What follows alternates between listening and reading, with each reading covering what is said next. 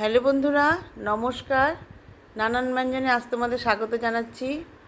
এখানে আমি নিয়েছি 250 গ্রাম পনির, কাবলি ছোলা, আর হচ্ছে এখানে ডালিম মানে আনারদানা। আর এখানে পনিরগুলোকে টুকরো করে নিয়েছি, আর আনারদানাগুলোকে, ডালিমের কোয়াগুলোকে আমি এখানে একটু শুকনো খোলাতে ফ্রাই করে নিচ্ছি। আর এখানে মশলা নিয়েছি হচ্ছে কাজু বাদাম, কসুরি মেথি, চারমগজ, এলাচ, দারচিনি, লং, তেজপাতা, আদা, কাঁচা লঙ্কা, আর এখানে হচ্ছে ধনে গুঁড়ো, জিরে গুঁড়ো, লঙ্কা গুঁড়ো, আর লবণ আর হলুদ। এগুলোকে আমি পেস্ট করে নেব। যেমন আদা, কাঁচা লঙ্কা, চারমগজ আর কাজু, এগুলোকে একসঙ্গে পেস্ট করে নেব। আর এগুলোকে ফ্রাই করে নিয়েছি, বাটিতে নামিয়ে নিয়েছি। এগুলোকে পেস্ট করে নেব। আর এগুলো সব পেস্ট করে নিয়েছি। কারেন্ট চলে গেছে, এই জন্য এরকম অবস্থা। আর এখানে আনারদানাগুলো পেস্ট করেছি, এখানে কাঁচা লঙ্কা, আদা, আর এগুলোকে সিদ্ধ করে নিয়েছি। আর এটা কাজু কাজু আর চারমগজ, এটাকে পেস্ট করে নিয়েছি। আর এখন এগুলোকে একটু লবণ আর একটু শুকনো লঙ্কার গুঁড়ো দিয়ে একটু ফ্রাই করে নেব। আগে মাখিয়ে নিব ভালো করে। লবণ দিয়ে দিলাম, আর এখন অল্প শুকনো লঙ্কার গুঁড়ো দিয়ে দিলাম। দিয়ে এখন এগুলোকে একটু চামচ দিয়ে দিয়ে মেখে নেব বা ঝাঁকিয়ে নেব, খুব নরম। এদিকে তেল বসিয়ে দিয়েছি, এখন তেলের মধ্যে পনিরগুলোকে ছেড়ে দিচ্ছি।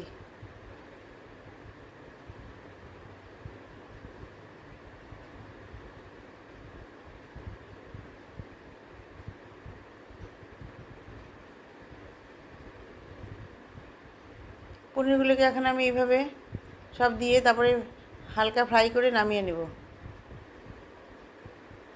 এখন এগুলোকে আস্তে আস্তে একটু উল্টিয়ে দিচ্ছি।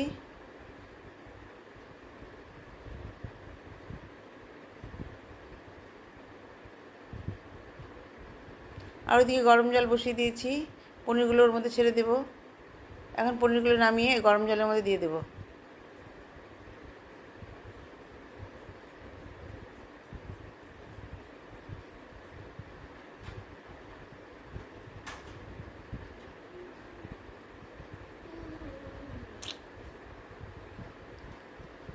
এখন এই পনিরের তেলের মধ্যে আমি একটা লঙ্কা দিয়ে দিয়েছি, শুকনো লঙ্কা।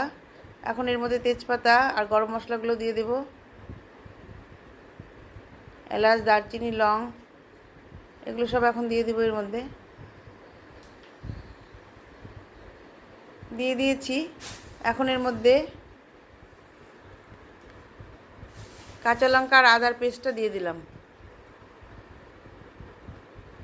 কাঁচা লঙ্কা আদার পেস্টটা দিয়ে ভালো করে নাড়িয়ে নিচ্ছি।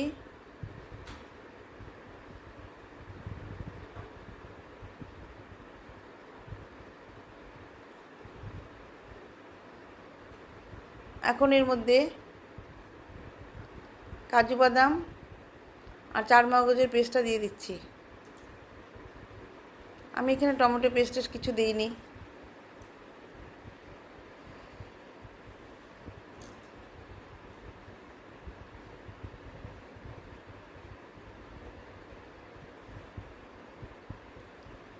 এখন এটাকে ভালো করে নাড়িয়ে নিচ্ছি।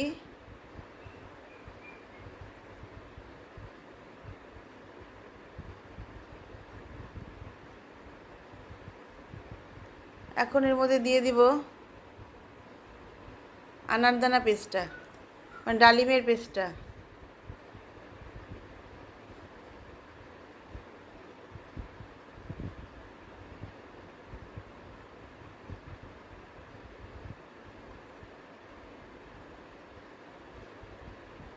ডালিমের পেস্টটা দিয়ে দিলাম। দিয়ে এখন ভালো করে নাড়িয়ে নেব। সব মশলাগুলো একসঙ্গে মিশিয়ে নিচ্ছি। নিচে নিচে লেগে লেগে যাচ্ছে, এই জন্য ভালো করে নাড়িয়ে দিচ্ছি।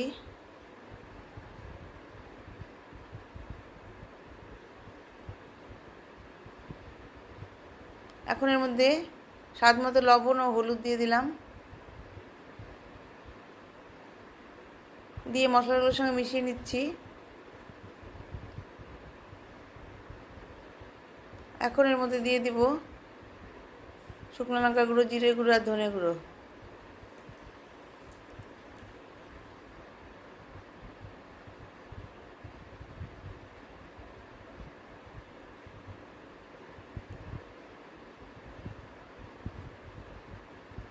দিয়ে ভালো করে মিশিয়ে নিচ্ছি।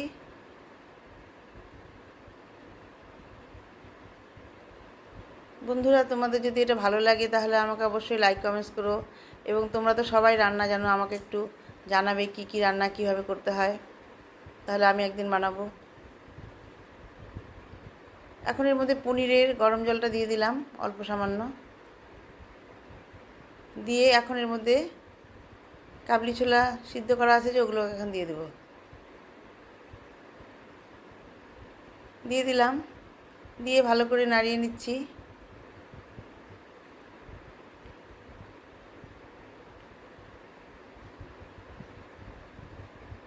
এর মধ্যে এখন সামান্য চিনি দিয়ে দিলাম,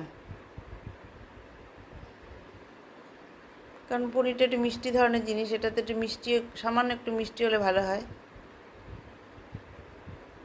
না দিলেও হয়, দিলে একটু ভালো লাগে এই আর কি। এখন এর মধ্যে পনিরগুলোকে দিয়ে দিচ্ছি।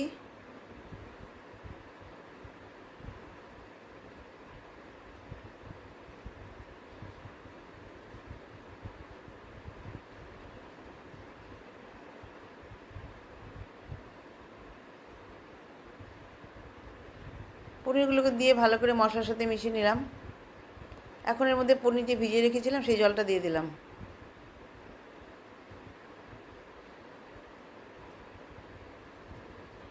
এখন একটু ঢেকে দিচ্ছি যাতে জলটা ফুটে যায় তাড়াতাড়ি, একটু মাখা মাখা বানাবো।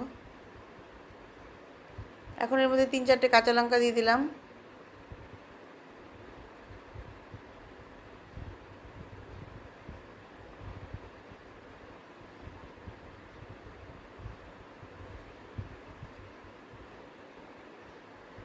এখন এর মধ্যে তাওয়াতে একটু কসুরি মেথি ভেজে নেব।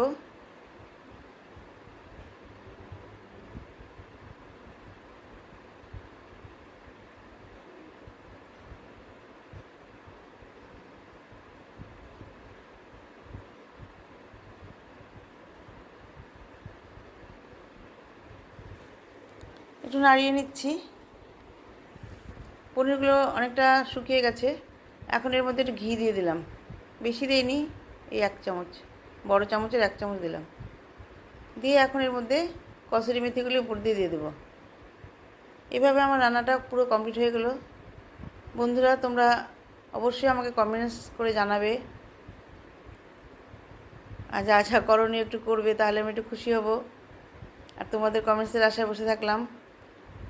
আর এখানে আমি কসুরি মেথিটা দিয়ে দিলাম, দিয়ে এখন একটাকে আমি সার্ভ করে দিব। হয়ে গেছে। আর তোমরা সবাই ভালো থাকবে এবং সুস্থ থাকবে। যারা আমার কাছে আছো, তোমাদের কমেন্টস না পেলে খুবই খারাপ লাগে, যে বাংলাদেশে আমার 2 বোন আছে, আর এদিকে পিয়ালি সবসময় আমাকে বলে, এদিকে রিয়াঙ্কা সময় পায় না, তবু মাঝে মাঝে করে, প্রিয়াঙ্কা ওরাও মাঝে মাঝে জানায়। এইভাবে এখন আমি এটাকে সার্ভ করে দিচ্ছি। নানান ব্যঞ্জনে তোমাদের সবাইকে স্বাগত জানিয়ে বিদায় নিচ্ছি। তোমরা ভালো থেকো, সুস্থ থেকো। নমস্কার।